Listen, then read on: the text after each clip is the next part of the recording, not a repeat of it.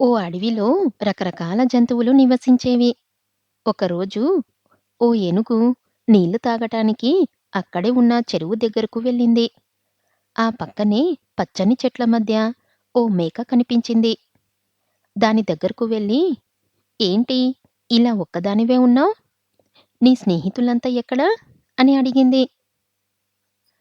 నేను మందతో కలిసి రాలేదు. బదులిచ్చిందా మేక.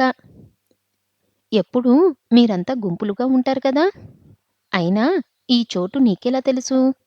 ఆశ్చర్యంగా అడిగింది ఏనుగు.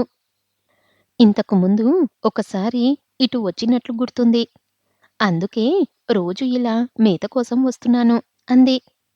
మరి నీ మిత్రులను కూడా తీసుకురావచ్చు కదా అంది ఏనుగు. అందర్నీ తీసుకొని వస్తే ఇక్కడున్న మేత మొత్తం 4 రోజుల్లో అయిపోతుంది. అప్పుడు నేను తినడానికి ఏం మిగలదు. ఒక్కదాన్నే వస్తే ఎంచక్కా రోజు తినొచ్చు. బదులిచ్చింది మేక.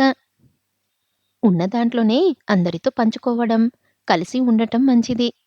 పైగా ఇలా నువ్వు ఒంటరిగా రావడం కూడా ప్రమాదం. వెంటనే ఇక్కడ్నుంచి వెళ్ళిపో అంది ఏనుగు.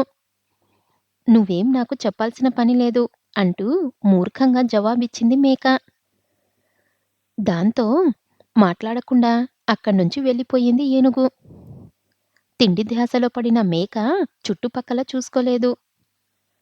అంతలోనే వెనక నుంచి వచ్చిన పులి ఒక్కసారిగా మేక మీద పంజ విసిరింది. దాని నుంచి తప్పించుకోలేక స్వార్థంగా ఆలోచించకుండా నా మిత్రులను తీసుకురావాల్సింది. ప్రాణాలైనా దక్కేవి.